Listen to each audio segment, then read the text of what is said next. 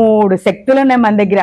ఒకటి mind power, తర్వాత thought power, తర్వాత అట్రాక్షన్ పవర్. మైండ్ పవర్, మన మైండ్కి ఎంత శక్తి ఉందంటే మనం అనుకుంటాం చూడండి, ఎవరి గురించో ఆలోచిస్తూ ఉంటాం. హే ఇప్పుడు నీ గురించి ఆలోచిస్తాను, నువ్వు వచ్చేసావు అంటాం.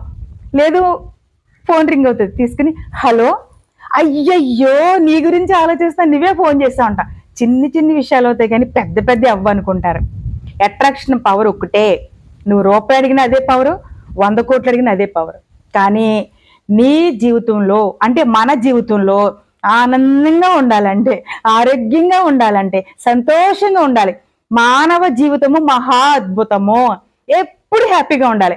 డల్గా ఉంటే డల్గానే ఉంటాం. అందుకని మన మైండ్ పవర్ని ఉపయోగించుకుందాం. ఎట్లా? ఓ థాట్ పెట్టుకుందాం. మైండ్ పవర్కి థాట్ పవర్ జోడిద్దాం. ఆ థాట్ పవర్కి అట్రాక్షన్ పవర్ జోడిద్దాం. ఎట్లా? Mind power. మన మైండ్